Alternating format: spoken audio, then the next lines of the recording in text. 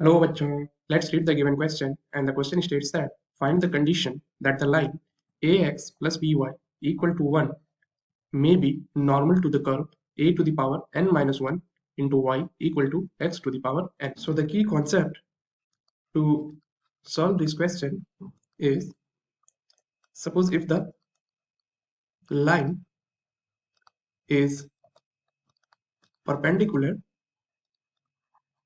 or normal to the curve, then तो इसकी condition जो होती है कि स्लोप जो होती है लाइन और कर्व की उसकी प्रोडक्ट होनी चाहिए, that should be equal to -1.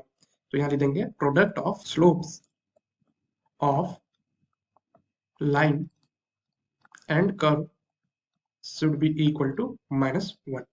तो इसी कॉन्सेप्ट का हम यहाँ यूज करेंगे. और सेकंड जो हम यहाँ यूज करेंगे that is derivative of x to the power n with respect to x is equal to n times x to the power n-1. तो जो हमें गिवन है दैट इज लाइन की इक्वेशन हमें गिवन है ax plus by equal to 1. ये हमें line suppose l consider कर लेते हैं लाइन को, तो यहाँ से हम लोग इसको ऐसे लिख सकते हैं by equal to 1 minus ax. और इसकी अगर हमें स्लोप फाइंड करनी है तो हमें dy by dx फाइंड करनी होगी. सो अगेन यहाँ लिख देते हैं हम लोग डिफरेंशिएटिंग.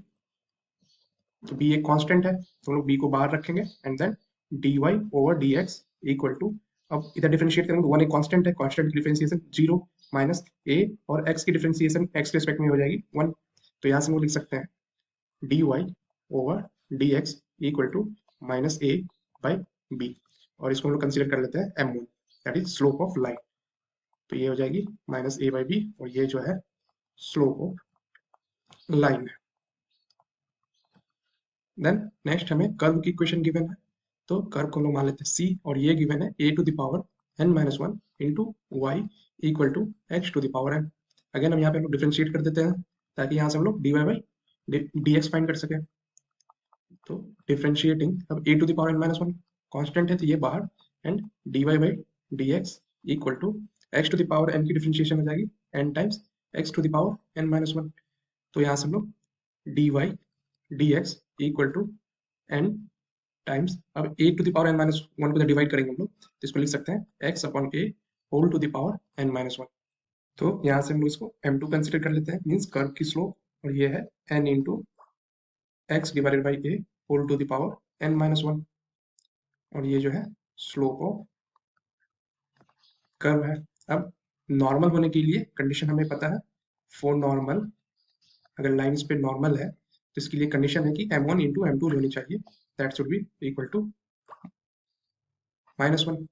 तो अब यहाँ पे हम लोग m1 m2 की वैल्यू पुट कर देते हैं, देन वी विल गेट, तो m1 की वैल्यू है हमें माइनस a बाई बी. तो अब यहाँ पे m2 की वैल्यू है n into x divided by a whole to the power n-1 equal to -1. अब यह माइनस माइनस कैंसिल, तो इसको हम ऐसे लिख सकते हैं a n x to the power n-1 equal to b to the power b into a to the power n-1. तो फाइनली इसको लिख सकते हैं हैंस. तो एक तो ये कंडीशन हो गई कि a n into x to the power n-1 should be equal to b into a to the power n-1. और इसी को हम लोग अगर अरेंज कर दें इसको ऐसे भी लिख सकते हैं a by b equal to 1 by n into a to the power n-1 divided by x to the power n-1. तो इसको हम लोग लिख सकते हैं a divided by x whole to the power n-1. So this is the required condition for the line to be normal. I hope you understood the solution. Best of luck. Thank you.